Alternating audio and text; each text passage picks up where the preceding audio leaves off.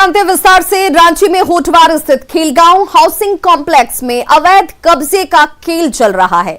ITI से मिली जानकारी में इसका खुलासा किया गया है। दरअसल झारखंड में खेल और खिलाड़ियों को बढ़ावा देने के लिए स्पोर्ट्स अथॉरिटी ऑफ झारखंड ने खेलगांव आवासीय परिसर में कई फ्लैट्स अपने नाम पर रखे हैं। इस पर आरटीआई से जो खुलासा सामने है उसने सभी के होश उड़ा दिए हैं। इस खुलासे के अनुसार स्पोर्ट्स अथॉरिटी के कई फ्लैट्स में अधिकारी और अधिकारी के निजी कर्मचारियों का कब्जा है। जिन अधिकारियों ने इस आवासीय कॉम्प्लेक्स में डुप्लेक्स या फिर अन्य आवास की खरीद की है, उनके ड्राइवर, कुक और स्टाफ यहां पर मजे से रह रहे हैं। आईटीआई कार्यकर्ता ने खेल सचिव से 2 मार्च को कार्रवाई की मांग की, पर अभी तक कोई नतीजा नहीं निकला है। अब लोग मुख्यमंत्री से इस पूरे मामले में हस्तक्षेप की मांग कर रहे हैं। इधर न्यूज 18 ने जब स्पोर्ट्स अथॉरिटी ऑफ झारखंड के निदेशक से उनके पक्ष को जानने की कोशिश की तो उन्होंने न्यूज 18 के फोन का कोई जवाब नहीं दिया। मुख्यमंत्री इसका संज्ञान लें, स्वतः संज्ञान लें। उच्चतम न्यायालय से भी आग्रह है कि वो भी संज्ञान लें और ऐसे अधिकारियों को पर नकेल कसने की जरूरत है जो इस तरीके से चीजें कर रहे हैं, क्योंकि ये डायरेक्टली और इनडायरेक्टली ये खेल के जो खिलाड़ी हैं, जो यहाँ आते हैं, दूसरे प्रदेशों से आते हैं, यहाँ के झारखंड एक गरीब राज्य है, यहाँ के लोग जो खिलाड़ी हैं उनके लिए वो जगह किसी अधिकारी के कुक के लिए बन गई है। तो ये बहुत गलत। तो देखिए, इस खुलासे के बाद कई सवाल इस वक्त सामने खड़े हैं। खेलगांव में अधिकारियों को आखिर फ्लैट्स क्यों दिए गए, ये वो सवाल है जिनके जवाब मिलने बाकी हैं। क्या खेलगांव में चल रहा है अवैध कब्जे का खेल? क्योंकि आरटीआई का खुलासा यही जाहिर करता है। क्या खेलगांव के नाम पर बड़ा घोटाला हुआ है? घोटाला करने वालों की आखिर मदद कौन कर रहा है?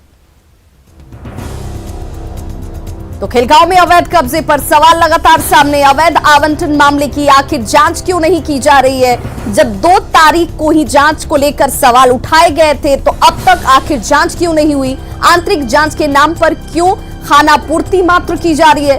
और घोटाला करने वालों की मदद आखिर कौन कर रहा है?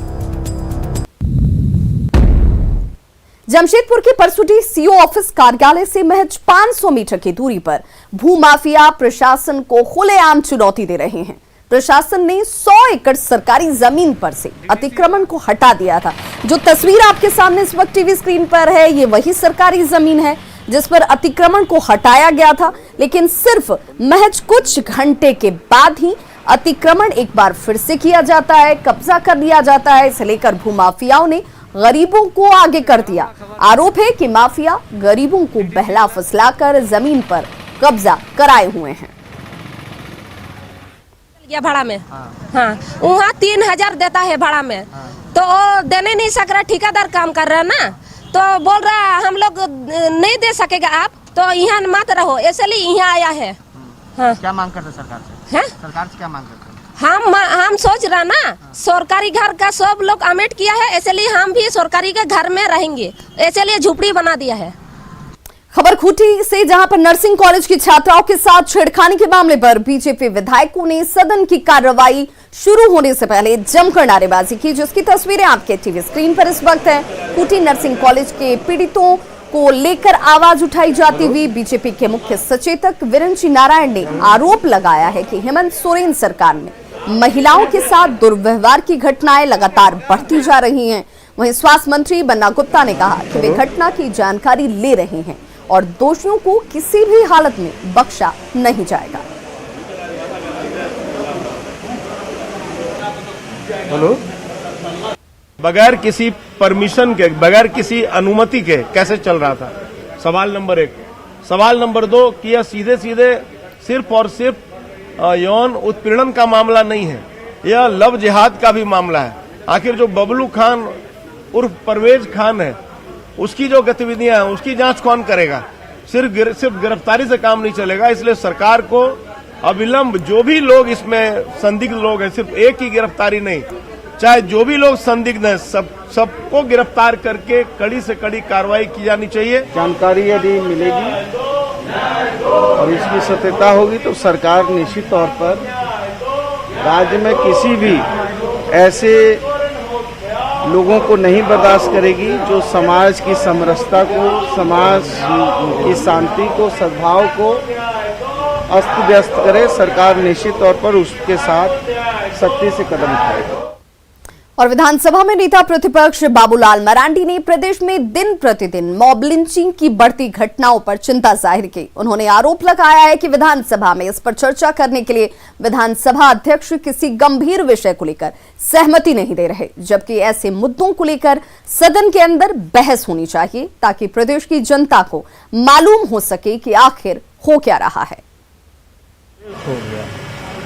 यहाँ कानून कहीं कोई दिखता ही नहीं है, इसलिए जो जैसा मन हो रहा है वैसा लोग कर रहे हैं। लगातार आप देख रहे हैं। हम लोग जब चाहते हैं कि भाई आप इस पर चर्चा तो कराओ, अगर चर्चा कराते तो अफसर को भी समझ में आता उसकी गंभीरता को, लेकिन जब सरकार है उसको हल्के में उड़ा दे रही है, विधानसभा अध्यक्ष कोई सुनने को तैयार नहीं है, तब फिर राज्य में इसी प्रकार की घटनाओं की पुनरावृत्ति लगातार होते रही। आज तो मुख्यमंत्री हेमंत सोरेन है ना, अगर आज भी 1.5 साल पीछे या पहले रोना रोते रहे तो मैं समझता हूँ फिर उनको तो छोड़ देना चाहिए सत्ता। और इससे पहले जमशेदपुर में बीजेपी विधायक दल के नेता बाबूलाल मरांडी ने हेमंत सोरेन की सरकार पर जोरदार हमला किया। बीजेपी विधायक दल के नेता बाबूलाल मरांडी ने आरोप लगाया कि राज्य के हर थानेदार को 6 लाख रुपए वसूलने का टारगेट दिया गया है। उन्होंने यहां तक कहा कि जब ये वसूली में लगे रहेंगे तो झारखंड की कानून व्यवस्था में सुधार की बात बेमानी है। पुलिस महकमा आज के तारीख में सबसे अधिक अगर करप्शन की किसी विभाग में चर्चाएं होती है तो पुलिस महकमा, सब जगह जहां कहीं भी आप जाएंगे तो ये लगता है कि मानो इन लोगों को सरकार ने वसूली में लगा रखे। अब छोटे छोटे थानेदार से जो जानकारी मिल रही है, यहाँ का हमको नहीं पता है, जहाँ जहाँ मैं घुमा हूँ तो प्रत्येक थानेदार से महीना में 6 लाख 7 लाख रुपया ये वसूला जाता है। खबर चतरा से, जहां पर स्वास्थ्य विभाग की बड़ी लापरवाही सामने आई है। दरअसल आज झाड़ियों में हजारों रुपए के एक्सपायर्ड दवाओं के मिलने के बाद स्वास्थ्य व्यवस्था पर गंभीर सवाल उठ रहे हैं। स्थानीय लोगों के मुताबिक एक तरफ अस्पतालों में मरीजों को दवाएं नहीं दी जाती, वहीं दूसरी तरफ हजारों रुपए की दवाएं यूं ही फेंक कर राजस्व को बर्बाद किया जा रहा है। लोगों ने जिम्मेवार कर्मियों के खिलाफ कार्रवाई की मांग की है। कस्तूरबा विद्यालय के समीप कुंदा में जो आपका केंद्र जो है उसमें भारी मात्रा में वहाँ दवाई बिका हुआ है, जिसमें है एल्बेनाजोल है, एरेमसीसी है, मालायन है और ओरेस है। कई प्रकार की दवा है जो पब्लिक में बंटना चाहिए और डॉक्टर इसका मतलब इलाज नहीं करते होंगे और दवा प्रिस्क्राइब करता है, बिक देते हैं। इसे सरकार की संपत्ति का नुकसान किया जा रहा है। तो देखिए तस्वीरें जरा गौर से देखिए, ये वो दवाएं हैं जो एक्सपायर्ड हो चुकी हैं, लेकिन इन दवाओं को मरीजों को दिया जाना था, लेकिन उसकी जगह इन दवाओं का इस्तेमाल नहीं किया गया। एक्सपायर होने के बाद इन दवाओं को झाड़ियों में खुले में फेंक दिया गया।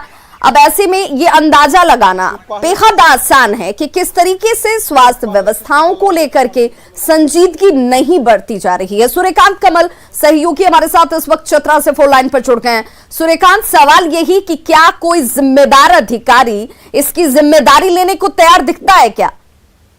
देखिए, स्वास्थ्य विभाग की ये तो बड़ी लापरवाही निश्चित तौर पर चतरा में उजागर हुई है। जो जीवन रक्षक दवाइयां गरीबों के बीच वितरित करने को लेकर स्वास्थ्य उपकेंद्रों को भेजा गया था, वो महत्वपूर्ण दवाइयां झाड़ियों में मिली है।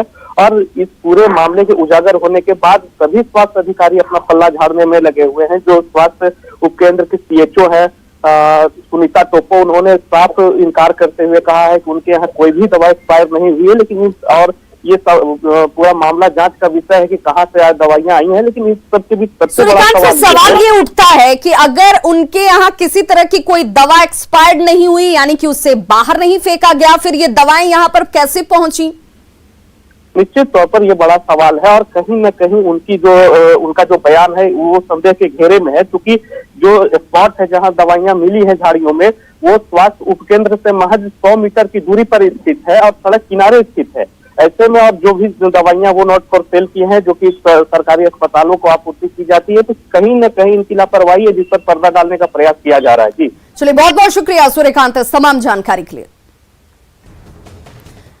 और झारखंड में प्रधानमंत्री रोजगार सृजन कार्यक्रम यानी कि PMEGP में कर्ज ना लौटाने वाले लाभुकों की संख्या दिनों दिन बढ़ती जा रही है, जिसकी वजह से बैंक भी अब इन योजनाओं में दिलचस्पी नहीं दिखा रहे और योजना की सफलता पर सवाल खड़े होने लगे हैं।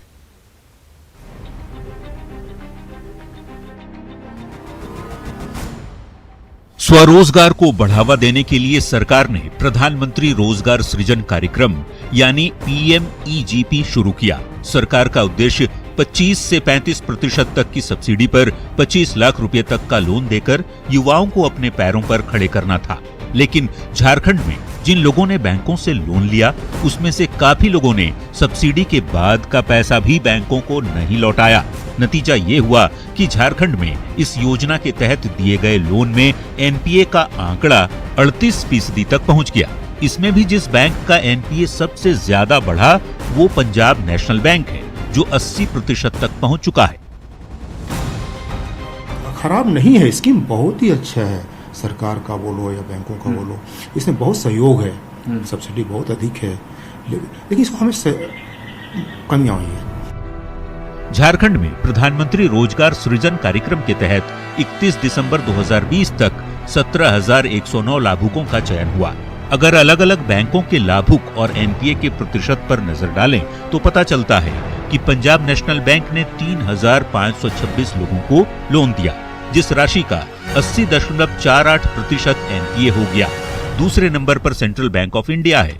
758 लोगों को लाभ मिला, जिसमें NPA का आंकड़ा 63.01% पहुंच गया। इस योजना के तहत राज्य में यूनियन बैंक ऑफ इंडिया के 651 लाभुक हैं और NPA का आंकड़ा 48.84% है। यही हाल यूको बैंक का भी है। PMEGP के तहत 386 लोगों का चयन कर लोन दिया गया, जिस राशि में NPA का आंकड़ा 44.98% पहुंच गया। इंडियन बैंक की भी यही स्थिति है। 1,146 लोगों ने लाभ लिया, उसमें से NPA का आंकड़ा 39.64% तक पहुंच गया।